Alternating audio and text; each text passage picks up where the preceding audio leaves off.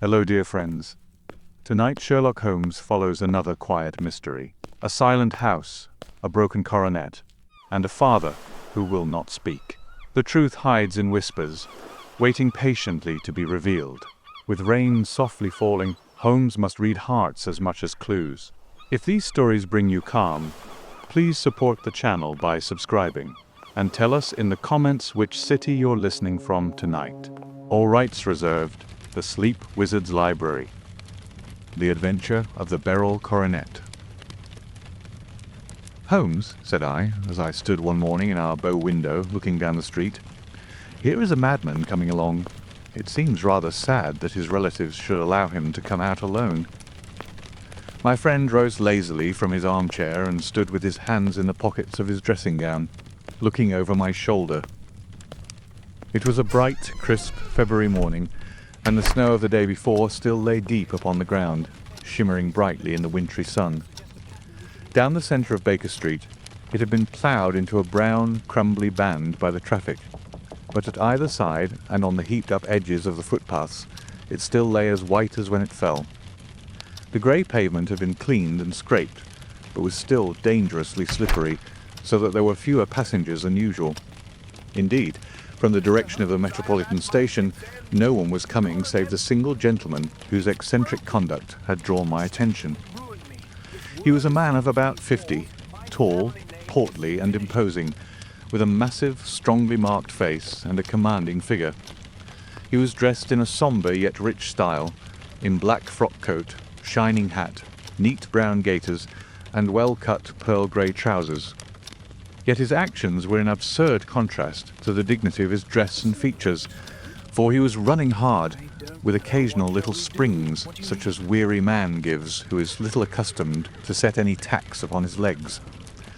As he ran, he jerked his hands up and down, waggled his head, and writhed his face into the most extraordinary contortions. "What on earth can be the matter with him?"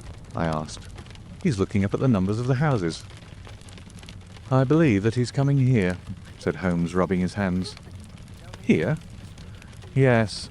I rather think he is coming to consult me professionally. I think that I recognize the symptoms." "Ha! Did I not tell you?" As he spoke, the man, puffing and blowing, rushed at our door and pulled at our bell until the whole house resounded with the clanging. A few moments later, he was in our room, still puffing, still gesticulating, but with so fixed a look of grief and despair in his eyes that our smiles were turned in an instant to horror and pity. For a while he could not get his words out, but swayed his body and plucked at his hair like one who has been driven to the extreme limits of his reason. Then, suddenly springing to his feet, he beat his head against the wall with such force that we both rushed upon him and tore him away to the centre of the room. Sherlock Holmes pushed him down into the easy-chair, and, sitting beside him, patted his hand and chatted with him in the easy, soothing tones which he knew so well how to employ. "You have come to me to tell your story, have you not?" said he. "You are fatigued with your haste. Pray wait until you have recovered yourself, and then I shall be most happy to look into any little problem which you may submit to me." The man sat for a minute or more, with a heaving chest, fighting against his emotion. Then he passed his handkerchief over his brow, set his lips tight, and turned his face towards us. "No doubt you think me mad," said he. "I see that you've had some great trouble," responded Holmes. "God knows I have. A trouble which is enough to unseat my reason. So sudden and so terrible is it. Public disgrace I might have faced, although I am a man whose character has never yet borne a stain. Private affliction also is the lot of every man, but the two coming together, and in so frightful a form, have been enough to shake my very soul. Besides, it is not I alone. The very noblest in the land may suffer unless some way be found out of this horrible affair." "Pray compose yourself, sir," said Holmes, "and let me have a clear account of who you are and what it is that has befallen you." "My name," answered our visitor, "is probably familiar to your ears. I am Alexander Holder, of the banking firm of Holder and Stevenson of Threadneedle Street." The name was indeed well known to us, as belonging to the senior partner in the second largest private banking concern in the City of London. What could have happened, then, to bring one of the foremost citizens of London to this most pitiable pass? We waited, all curiosity, until with another effort he braced himself to tell his story. "I feel that time is of value," said he. "That is why I hastened here when the police inspector suggested that I should secure your cooperation. I came to Baker Street by the Underground and hurried from there on foot, for the cabs go slowly through the snow. That is why I was so out of breath, for I'm a man who takes very little exercise. I feel better now, and I will put the facts before you as shortly and yet as clearly as I can. It is, of course, well known to you that in a successful banking business as much depends upon our being able to find remunerative investments for our funds as upon our increasing our connection and the number of our depositors. One of our most lucrative means of laying out money is in the shape of loans, where the security is unimpeachable. We have done a good deal in this direction during the last few years, and there are many noble families to whom we have advanced large sums upon the security of their pictures, libraries, or plate. Yesterday morning I was seated in my office at the bank when a card was brought in to me by one of the clerks. I started when I saw the name, for it was that of none other than, well, perhaps even to you I had better say no more than that it was a name which is a household word all over the earth, one of the highest, noblest, most exalted names in England.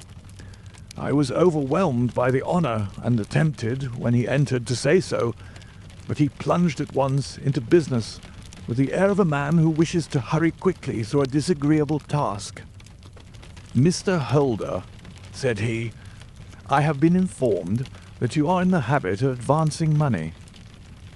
"The firm does so when the security is good," I answered. "It is absolutely essential to me," said he, "that I should have £50,000 at once. I could, of course, borrow so trifling a sum 10 times over from my friends, but I much prefer to make it a matter of business and to carry out that business myself. In my position you can readily understand that it is unwise to place oneself under obligations." "For how long, may I ask, do you want this sum?" I asked.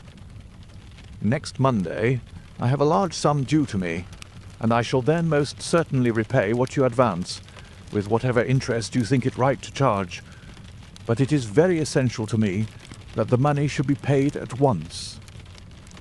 "I should be happy to advance it without further parley from my own private purse," said I, "were it not that the strain would be rather more than it could bear. If, on the other hand, I am to do it in the name of the firm, then in justice to my partner, I must insist that, even in your case, every business-like precaution should be taken." "I should prefer to have it so," said he, raising up a square black morocco case which he had laid beside his chair. "You have doubtless heard of the Beryl Coronet." "One of the most precious public possessions of the Empire," said I. "Precisely." He opened the case, and there, embedded in soft, flesh-coloured velvet, lay the magnificent piece of jewellery which he had named. "There are 39 enormous beryls," said he, "and the price of the gold chasing is incalculable. The lowest estimate would put the worth of the coronet at double the sum which I have asked. I am prepared to leave it with you as my security." I took the precious case into my hands and looked in some perplexity from it to my illustrious client. "You doubt its value?" he asked. "Not at all. I only doubt—" "The propriety of my leaving it. You may set your mind at rest about that. I should not dream of doing so were it not absolutely certain that I should be able in 4 days to reclaim it. It is a pure matter of form. Is the security sufficient?" "Ample." You understand, Mr. Holder, that I am giving you a strong proof of the confidence which I have in you, founded upon all that I have heard of you. I rely upon you not only to be discreet, and to refrain from all gossip upon the matter, but, above all, to preserve this coronet with every possible precaution, because I need not say that a great public scandal would be caused if any harm were to befall it. Any injury to it would be almost as serious as its complete loss, for there are no Beryls in the world to match these, and it would be impossible to replace them. I leave it with you, however, with every confidence, and I shall call for it in person on Monday morning." Seeing that my client was anxious to leave, I said no more, but, calling for my cashier, I ordered him to pay over 50 £1,000 notes. When I was alone once more, however, with the precious case lying upon the table in front of me, I could not but think with some misgivings of the immense responsibility which it entailed upon me. There could be no doubt that, as it was a national possession, a horrible scandal would ensue if any misfortune should occur to it. I already regretted having ever consented to take charge of it. However, it was too late to alter the matter now, so I locked it up in my private safe and turned once more to my work. When evening came, I felt that it would be an imprudence to leave so precious a thing in the office behind me. Bankers' safes have been forced before now, and why should not mine be? If so, how terrible would be the position in which I should find myself. I determined, therefore, that for the next few days I would always carry the case backward and forward with me, so that it might never be really out of my reach. With this intention, I called a cab and drove out to my house at Streatham, carrying the jewel with me. I did not breathe freely until I had taken it upstairs and locked it in the bureau of my dressing-room. And now a word as to my household, Mr. Holmes, for I wish you to thoroughly understand the situation. My groom and my page sleep out of the house, and may be set aside altogether. I have 3 maidservants, who have been with me a number of years, and whose absolute reliability is quite above suspicion. Another, Lucy Parr, the second waiting maid, has only been in my service a few months. She came with an excellent character, however, and has always given me satisfaction. She is a very pretty girl, and has attracted admirers who have occasionally hung about the place. That is the only drawback which we have found to her, but we believe her to be a thoroughly good girl in every way. So much for the servants. My family itself is so small that it will not take me long to describe it. I am a widower, and have an only son, Arthur. He has been a disappointment to me, Mr. Holmes, a grievous disappointment. I have no doubt that I am myself to blame. People tell me that I have spoiled him. Very likely I have. When my dear wife died, I felt that he was all I had to love. I could not bear to see the smile fade, even for a moment, from his face. I have never denied him a wish. Perhaps it would have been better for both of us had I been sterner, but I meant it for the best. It was naturally my intention that he should succeed me in my business, but he was not of a business turn. He was wild, wayward, and to speak the truth, I could not trust him in the handling of large sums of money. When he was young, he became a member of an aristocratic club, and there, having charmed manners, he was soon the intimate of a number of men with long purses and expensive habits. He learned to play heavily at cards and to squander money on the turf, until he had again and again to come to me and implore me to give him an advance upon his allowance, that he might settle his debts of honour. He tried more than once to break away from the dangerous company which he was keeping, but each time the influence of his friend, Sir George Burnwell, was enough to draw him back again. And indeed, I could not wonder that such a man as Sir George Burnwell should gain an influence over him, for he has frequently brought him to my house, and I have found myself that I could hardly resist the fascination of his manner. He is older than Arthur, a man of the world to his fingertips, one who had been everywhere, seen everything, a brilliant talker, and a man of great personal beauty. Yet when I think of him in cold blood, far away from the glamour of his presence, I am convinced from his cynical speech and the look which I have caught in his eyes that he is one who should be deeply distrusted. So I think, and so too thinks my little Mary, who has a woman's quick insight into character. And now there is only she to be described.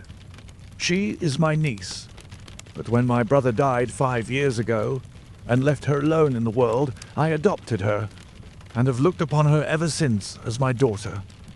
She is a sunbeam in my house, sweet, loving, beautiful, a wonderful manager and housekeeper, yet as tender and quiet and gentle as a woman could be. She is my right hand. I do not know what I could do without her. In only one matter has she ever gone against my wishes. Twice my boy has asked her to marry him, for he loves her devotedly, but each time she has refused him. I think that if anyone could have drawn him into the right path, it would have been she, and that his marriage might have changed his whole life. But now, alas, it is too late, forever too late. Now, Mr. Holmes, you know the people who live under my roof, and I shall continue with my miserable story. When we were taking coffee in the drawing-room that night after dinner, I told Arthur and Mary my experience, and of the precious treasure which we had under our roof, suppressing only the name of my client. Lucy Parr, who had brought in the coffee, had, I am sure, left the room, but I cannot swear that the door was closed. Mary and Arthur were much interested and wished to see the famous coronet, but I thought it better not to disturb it. "Where have you put it?" asked Arthur. In my own bureau. "Well, I hope to goodness the house won't be burgled during the night," said he. It is locked up, I answered. "Oh, any old key will fit that bureau. When I was a youngster, I have opened it myself with the key of the box-room cupboard." He often had a wild way of talking, so that I thought little of what he said. He followed me to my room, however, that night, with a very grave face. "Look here, Dad," said he with his eyes cast down. "Can you let me have £200? No, I cannot, I answered sharply. I have been far too generous with you in money matters. "You have been very kind," said he. "but I must have this money, or else I can never show my face inside the club again." And a very good thing too, I cried. "Yes, but you would not have me leave it a dishonoured man," said he. "I could not bear the disgrace. I must raise the money in some way, and if you will not let me have it, then I must try other means." I was very angry, for this was the third demand during the month. "You shall not have a farthing from me," I cried, on which he bowed and left the room without another word.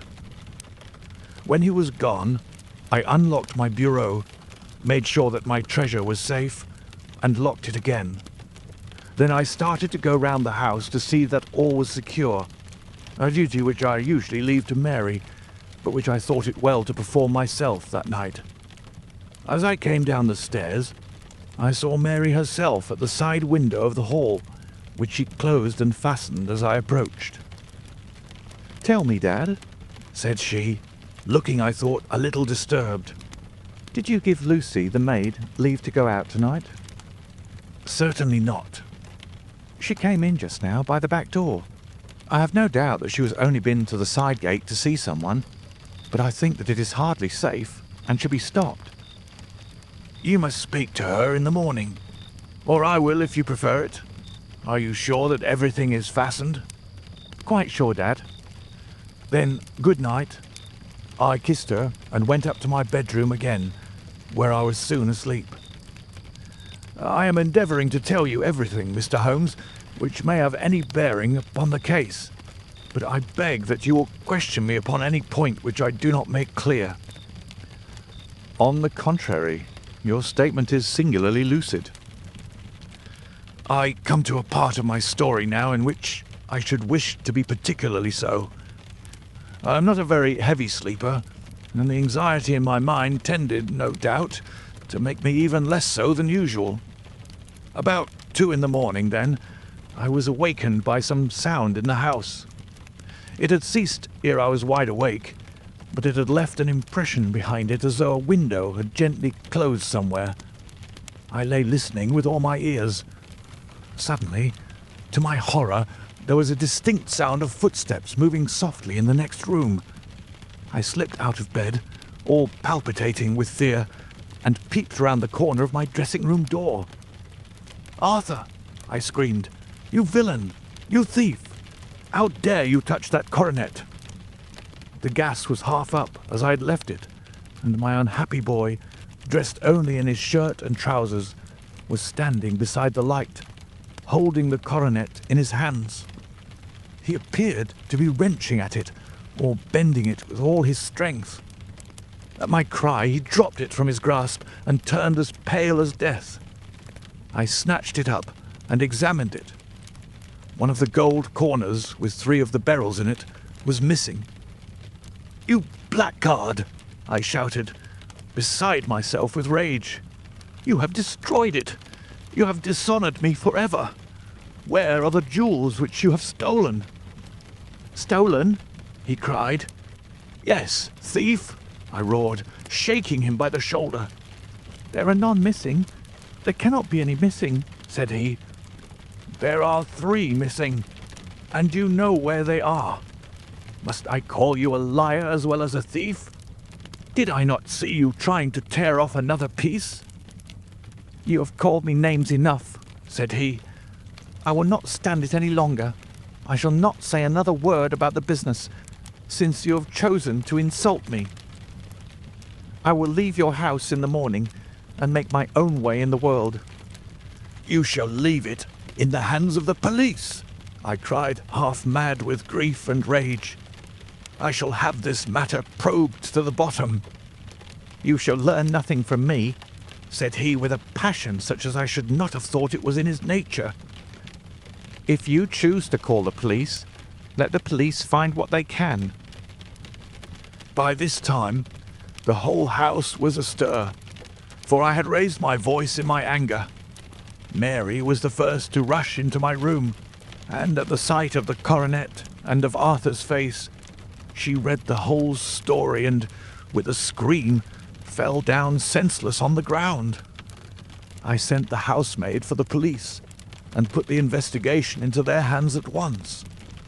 When the inspector and the constable entered the house, Arthur, who had stood sullenly with his arms folded, asked me whether it was my intention to charge him with theft. I answered that it had ceased to be a private matter. It had become a public one, since the ruined coronet was national property. I was determined that the law should have its way in everything. "At least," said he, "you will not have me arrested at once. It would be to your advantage as well as mine if I might leave the house for 5 minutes." "That you might get away? Or perhaps that you may conceal what you have stolen?" said I, and then, realizing the dreadful position in which I was placed, I implored him to remember that not only my honour, but that of one who was far greater than I was at stake, and that he threatened to raise a scandal which would convulse the nation. He might avert it all if he would but tell me what he had done with the 3 missing stones. "You may as well face the matter," said I. "You have been caught in the act, and no confession could make your guilt more heinous. If you but make such reparation as is in your power, by telling us where the beryls are, all shall be forgiven and forgotten." "Keep your forgiveness for those who ask for it," he answered, turning away from me with a sneer. I saw that he was too hardened for any words of mine to influence him. There was but one way for it. I called in the inspector and gave him into custody. A search was made at once, not only of his person, but of his room and of every portion of the house where he could possibly have concealed the gems. But no trace of them could be found, nor would the wretched boy open his mouth for all our persuasions and our threats. This morning he was removed to a cell, and I, after going through all the police formalities, have hurried round to you to implore you to use your skill in unravelling the matter. The police have openly confessed that they can at present make nothing of it. You may go to any expense which you think necessary. I have already offered a reward of £1,000. My God, what shall I do? I have lost my honour, my gems, and my son in one night. Oh, what shall I do? He put a hand on either side of his head and rocked himself to and fro, droning to himself like a child whose grief has got beyond words. Sherlock Holmes sat silent for some few minutes, with his brows knitted and his eyes fixed upon the fire. "Do you receive much company?" he asked. None, save my partner with his family, and an occasional friend of Arthur's. Sir George Burnwell has been several times lately. No one else, I think. "Do you go out much in society?" Arthur does. Mary and I stay at home. We neither of us care for it. "That is unusual in a young girl." She is of a quiet nature. Besides, she is not so very young. She is 24. "This matter, from what you say, seems to have been a shock to her also." Terrible. She is even more affected than I. "You have neither of you any doubt as to your son's guilt?" How can we have when I saw him with my own eyes, with the coronet in his hands? "I hardly consider that a conclusive proof. Was the remainder of the coronet at all injured?" Yes, it was twisted. "Do you not think, then, that he might have been trying to straighten it?" God bless you. You are doing what you can for him and for me, but it is too heavy a task. What was he doing there at all? If his purpose were innocent, why did he not say so? "Precisely. And if it were guilty, why did he not invent a lie? His silence appears to me to cut both ways. There are several singular points about the case. What did the police think of the noise which awoke you from your sleep?"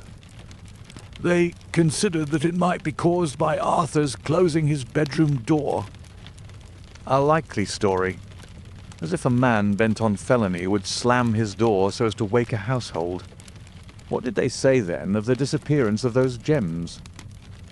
They are still sounding the planking and probing the furniture in the hope of finding them. "Have they thought of looking outside the house?" Yes, they have shown extraordinary energy.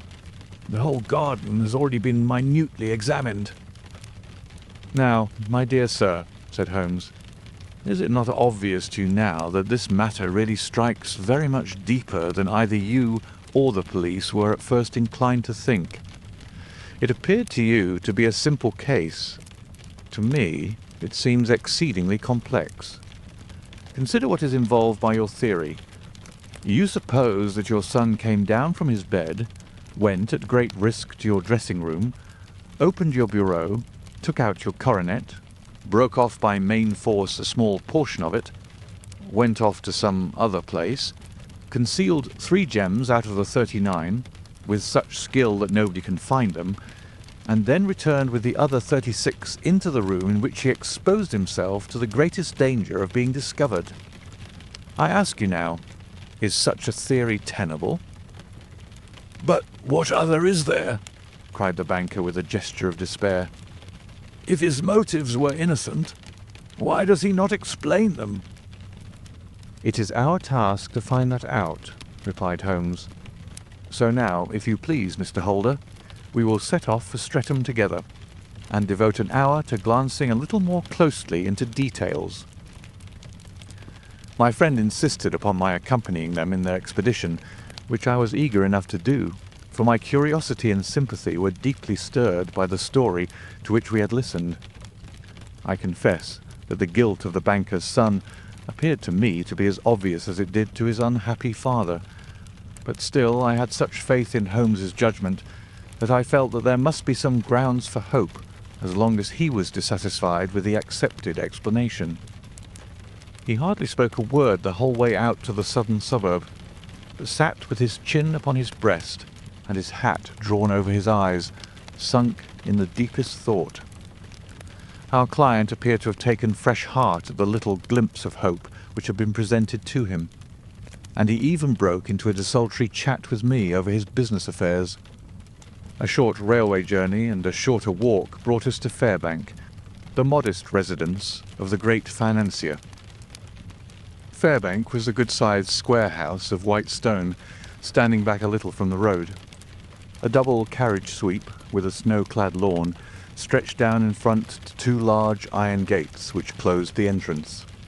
On the right side was a small wooden thicket which led into a narrow path between two neat hedges stretching from the road to the kitchen door and forming the tradesman's entrance. On the left ran a lane which led to the stables and was not itself within the grounds at all, being a public, though little-used, thoroughfare. Holmes left us standing at the door and walked slowly all round the house, across the front, down the tradesman's path, and so round by the garden behind into the stable lane. So long was he that Mr. Holder and I went into the dining-room and waited by the fire until he should return. We were sitting there in silence when the door opened, and a young lady came in. She was rather above the middle height, slim, with dark hair and eyes, which seemed the darker against the absolute pallor of her skin. I do not think that I have ever seen such deadly paleness in a woman's face. Her lips, too, were bloodless, but her eyes were flushed with crying.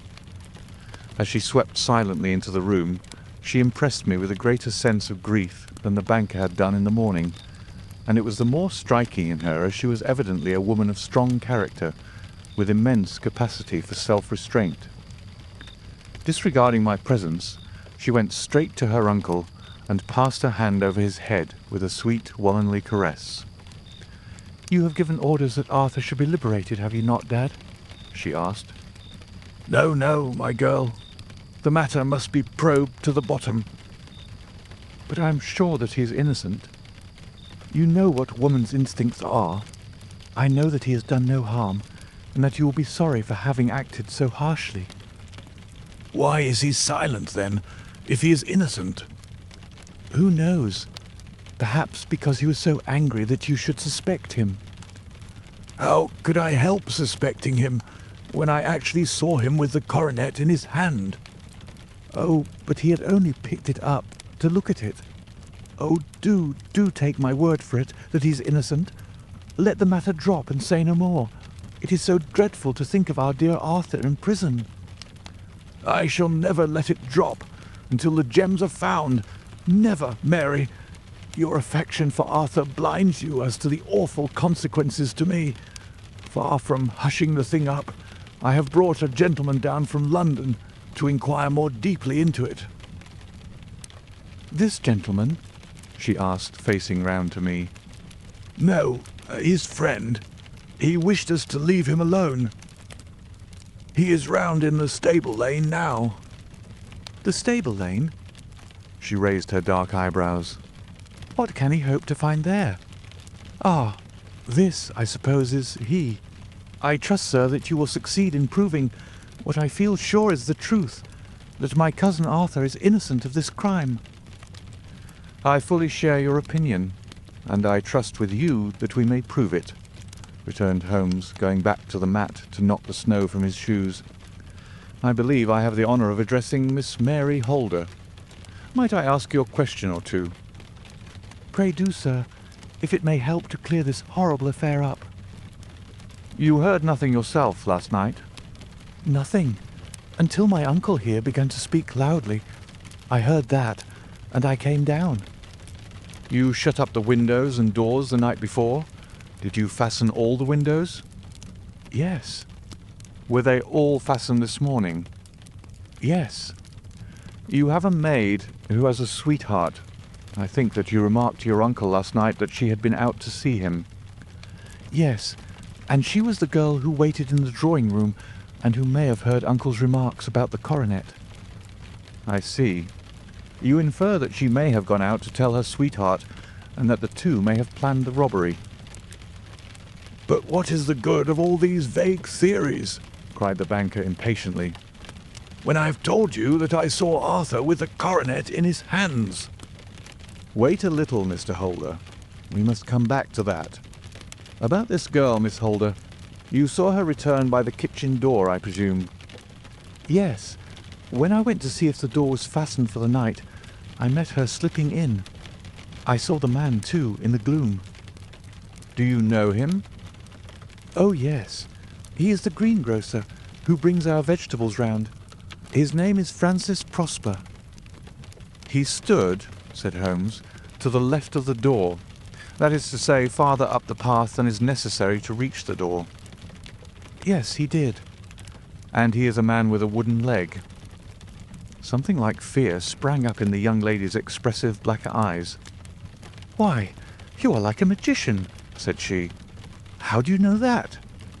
She smiled, but there was no answering smile in Holmes' thin, eager face.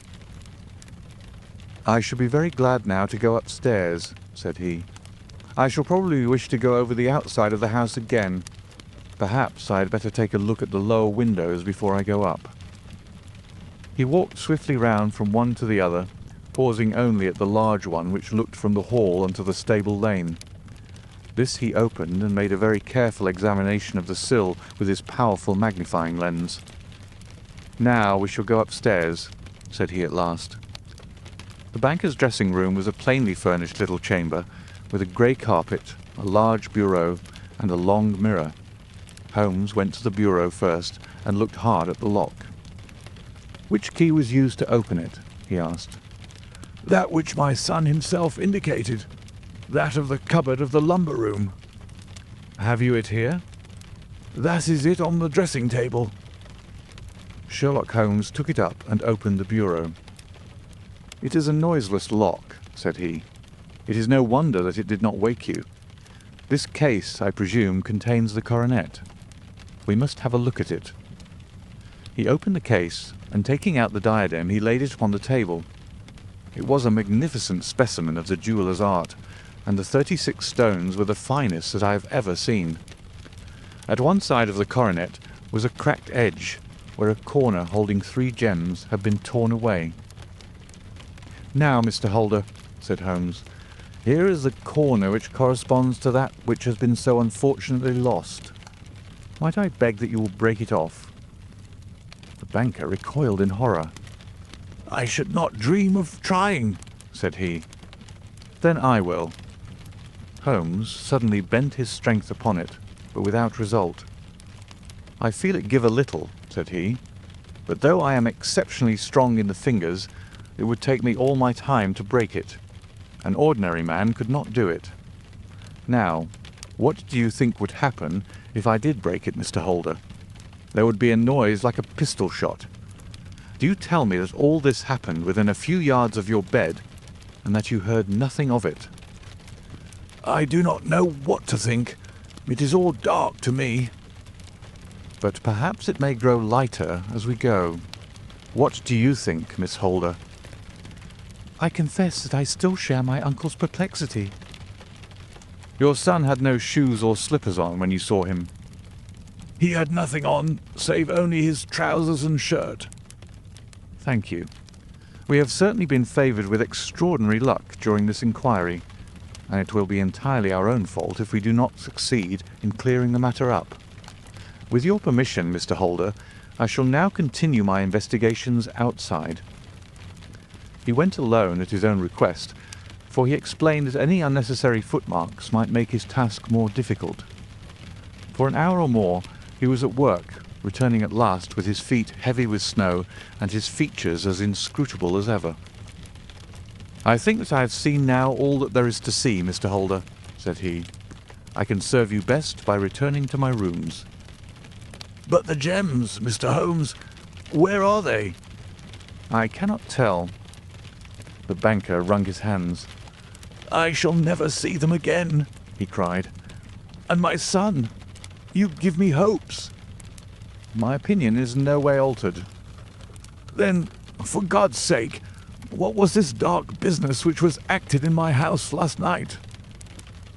If you can call upon me at my Baker Street rooms tomorrow morning between 9 and 10, I shall be happy to do what I can to make it clearer. I understand that you give me carte blanche to act for you, provided only that I get back the gems, and that you place no limit on the sum I may draw. I would give my fortune to have them back. Very good. I shall look into the matter between this and then. Goodbye.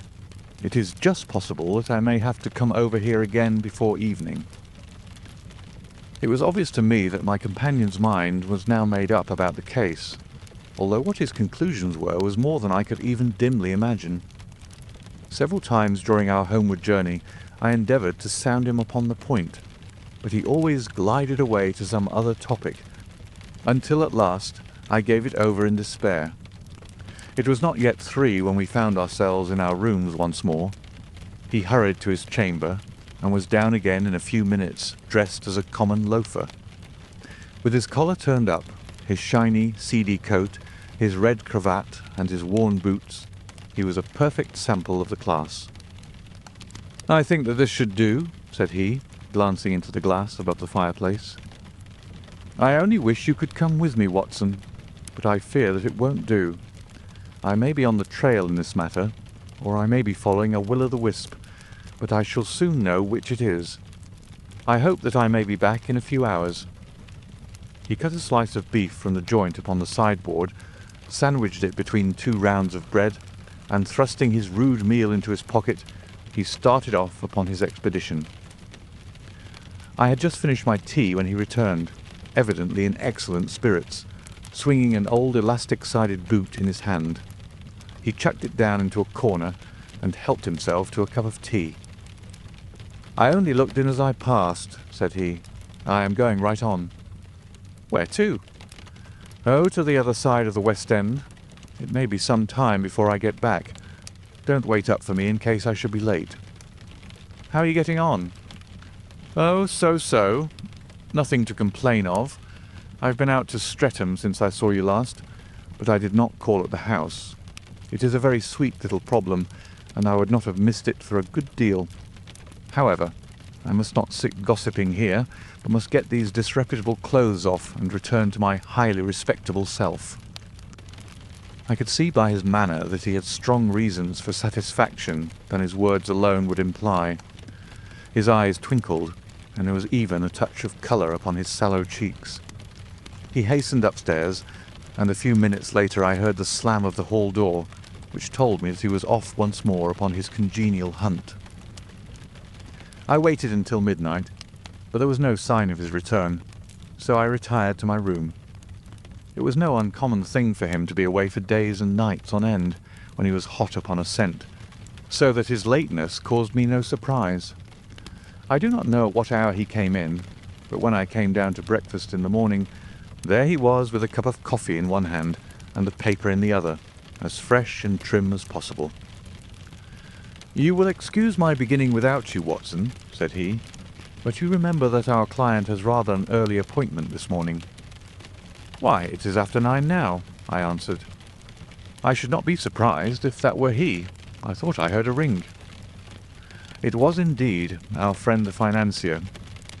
I was shocked by the change which had come over him, for his face, which was naturally of a broad and massive mould, was now pinched and fallen in, while his hair seemed to me at least a shade whiter. He entered with a weariness and lethargy which was even more painful than his violence of the morning before, and he dropped heavily into the armchair which I pushed forward for him. "I do not know what I have done to be so severely tried," said he. "Only 2 days ago I was a happy and prosperous man, without a care in the world. Now I am left to a lonely and dishonoured age. One sorrow comes close upon the heels of another. My niece Mary has deserted me. Deserted you? Yes. Her bed this morning had not been slept in. Her room was empty, and a note for me lay upon the hall table. I had said to her last night, in sorrow and not in anger, that if she had married my boy, all might have been well with him. Perhaps it was thoughtless of me to say so. It is to that remark that she refers in this note.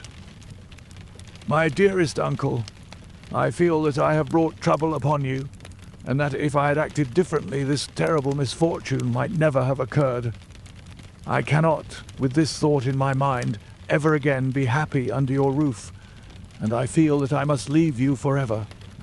Do not worry about my future, for that is provided for, and above all, do not search for me, for it will be fruitless labor, and an ill service to me, in life or in death. I am ever your loving Mary. What could she mean by that note, Mr. Holmes?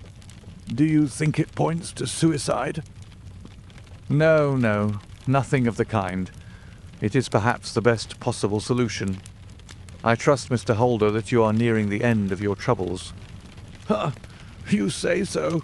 You have heard something, Mr. Holmes? You have learned something? Where are the gems? You would not think £1,000 apiece an excessive sum for them? I would pay 10. That would be unnecessary. The 1,000 will cover the matter, and there is a little reward, I fancy. Have you your cheque-book? Here is a pen. Better make it out for £4,000. With a dazed face, the banker made out the required cheque. Holmes walked over to his desk, took out a little triangular piece of gold with 3 gems in it, and threw it down upon the table. With a shriek of joy, our client clutched it up. "You have it," he gasped. "I am saved.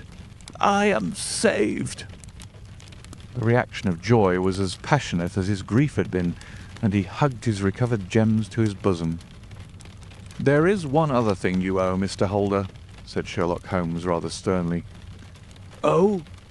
He caught up a pen. "Name the sum, and I will pay it." "No, the debt is not to me. You owe a very humble apology to that noble lad, your son, who has carried himself in this matter as I should be proud to see my own son do, should I ever chance to have one." "Then it was not Arthur who took them?" "I told you yesterday, and I repeat today, that it was not." "You are sure of it? Then let us hurry to him at once, to let him know that the truth is known." "He knows it already.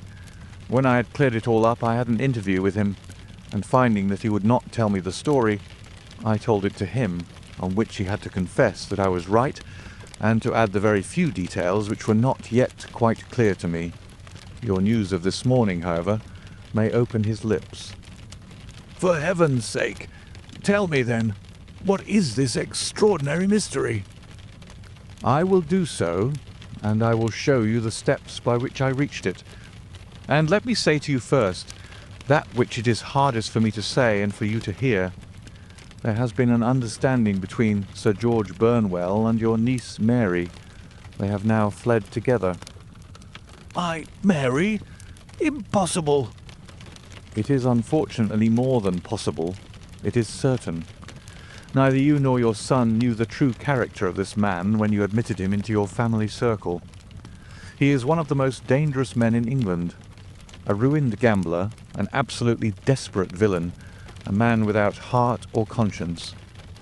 Your niece knew nothing of such men.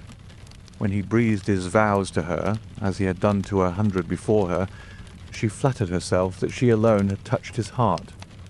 The devil knows best what he said, but at least she became his tool, and was in the habit of seeing him nearly every evening." "I cannot, and I will not believe it," cried the banker with an ashen face. "I will tell you then what occurred in your house last night. Your niece, when you had, as she thought, gone to your room, slipped down and talked to her lover through the window which leads into the stable lane. His footmarks had pressed right through the snow, so long had he stood there. She told him of the coronet. His wicked lust for gold kindled at the news, and he bent her to his will. I have no doubt that she loved you, but there are women in whom the love of a lover extinguishes all other loves, and I think that she must have been one. She had hardly listened to his instructions when she saw you coming downstairs, on which she closed the window rapidly and told you about one of the servants' escapade with her wooden-legged lover, which was all perfectly true. Your boy Arthur went to bed after his interview with you, but he slept badly on account of his uneasiness about his club debts. In the middle of the night he heard a soft tread pass his door, so he rose and, looking out, was surprised to see his cousin walking very stealthily along the passage until she disappeared into your dressing-room. Petrified with astonishment, the lad slipped on some clothes and waited there in the dark to see what would come of this strange affair. Presently she emerged from the room again, and in the light of the passage lamp your son saw that she carried the precious coronet in her hands. She passed down the stairs, and he, thrilling with horror, ran along and slipped behind the curtain near your door, whence he could see what passed in the hall beneath. He saw her stealthily open the window, hand out the coronet to someone in the gloom, and then, closing it once more, hurry back to her room, passing quite close to where he stood hid behind the curtain. As long as she was on the scene, he could not take any action without a horrible exposure of the woman whom he loved. But the instant that she was gone, he realized how crushing a misfortune this would be for you, and how all-important it was to set it right. He rushed down, just as he was, in his bare feet, opened the window, sprang out into the snow, and ran down the lane, where he could see a dark figure in the moonlight. Sir George Burnwell tried to get away, but Arthur caught him, and there was a struggle between them, your lad tugging at one side of the coronet, and his opponent at the other. In the scuffle, your son struck Sir George and cut him over the eye. Then something suddenly snapped, and your son, finding that he had the coronet in his hands, rushed back, closed the window, ascended to your room, and had just observed that the coronet had been twisted in the struggle, and was endeavouring to straighten it, when you appeared upon the scene. "Is it possible?" gasped the banker. You then roused his anger by calling him names at a moment when he felt that he had deserved your warmest thanks. He could not explain the true state of affairs without betraying one who certainly deserved little enough consideration at his hands.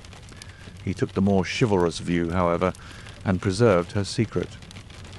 "And that was why she shrieked and fainted when she saw the coronet," cried Mr. Holder. "Oh, my God, what a blind fool I have been! And his asking to be allowed to go out for 5 minutes. The dear fellow wanted to see if the missing piece were at the scene of the struggle. How cruelly I have misjudged him!" "When I arrived at the house," continued Holmes, "I at once went very carefully round it to observe if there were any traces in the snow which might help me. I knew that none had fallen since the evening before, and also that there had been a strong frost to preserve impressions. I passed along the tradesman's path, but found it all trampled down and indistinguishable. Just beyond it, however, at the far side of the kitchen door, a woman had stood and talked with a man, whose round impressions on one side showed that he had a wooden leg. I could even tell that they had been disturbed, for the woman had run back swiftly to the door, as was shown by the deep toe and light heel marks, while wooden leg had waited a little and then had gone away. I thought at the time that this might be the maid and her sweetheart, of whom you had already spoken to me, and inquiry showed it was so. I passed round the garden without seeing anything more than random tracks, which I took to be the police. But when I got into the stable lane, a very long and complex story was written in the snow in front of me. There was a double line of tracks of a booted man, and a second double line, which I saw with delight, belonged to a man with naked feet. I was at once convinced from what you had told me that the latter was your son. The first had walked both ways, but the other had run swiftly, and as his tread was marked in places over the depression of the boot, it was obvious that he had passed after the other. I followed them up and found they led to the hall window, where Boots had worn all the snow away while waiting. Then I walked to the other end, which was 100 yards or more down the lane. I saw where Boots had faced round, where the snow was cut up as though there had been a struggle, and finally where a few drops of blood had fallen to show me that I was not mistaken. Boots had then run down the lane, and another little smudge of blood showed that it was he who had been hurt. When he came to the high road at the other end, I found that the pavement had been cleared, so there was an end to that clue. On entering the house, however, I examined, as you remember, the sill and framework of the hall window with my lens, and I could at once see that someone had passed out. I could distinguish the outline of an instep where the wet foot had been placed in coming in. I was then beginning to be able to form an opinion as to what had occurred. A man had waited outside the window. Someone had brought the gems. The deed had been overseen by your son. He had pursued the thief, had struggled with him. They had each tugged at the coronet, their united strength causing injuries which neither alone could have effected. He had returned with the prize, but had left a fragment in the grasp of his opponent. So far I was clear. The question now was, who was the man and who was it brought him the coronet? It is an old maxim of mine that when you have excluded the impossible, whatever remains, however improbable, must be the truth. Now I knew that it was not you who had brought it down, so there only remained your niece and the maids. But if it were the maids, why should your son allow himself to be accused in their place? There could be no possible reason. As he loved his cousin, however, there was an excellent explanation why he should retain her secret, the more so as the secret was a disgraceful one. When I remembered that you had seen her at that window and how she had fainted on seeing the coronet again, my conjecture became a certainty. And who could it be who was her confederate? A lover, evidently, for who else could outweigh the love and gratitude which she must feel to you? I knew that you went out little, and that your circle of friends was a very limited one, but among them was Sir George Burnwell. I had heard of him before as being a man of evil reputation among women. It must have been he who wore those boots and retained the missing gems.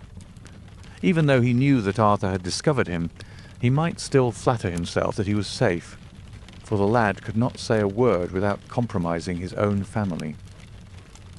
Well, your own good sense will suggest what measures I took next. I went in the shape of a loafer to Sir George's house, managed to pick up an acquaintance with his valet, learned that his master had cut his head the night before, and finally, at the expense of 6 shillings, made all sure by buying a pair of his cast-off shoes. With these, I journeyed down to Streatham and saw that they exactly fitted the tracks. "I saw an ill-dressed vagabond in the lane yesterday evening," said Mr. Holder. Precisely. It was I. I found that I had my man, so I came home and changed my clothes.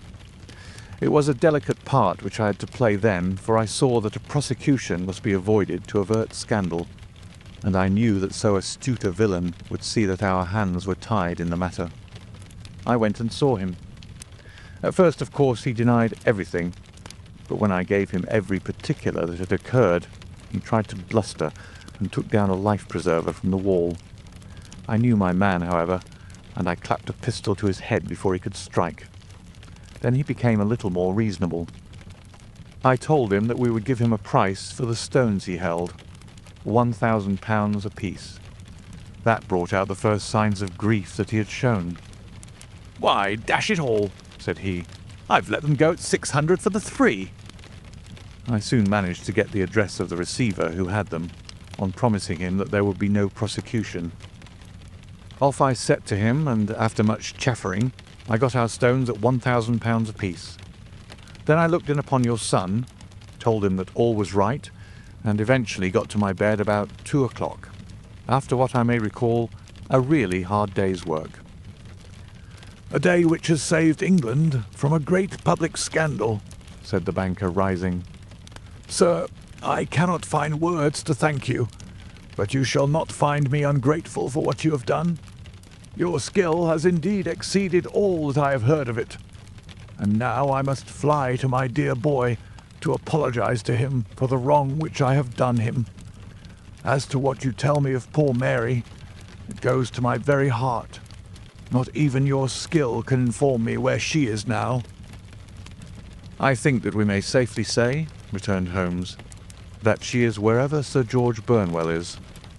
It is equally certain, too, that whatever her sins are, they will soon receive a more than sufficient punishment." End of the adventure of the Beryl Coronet.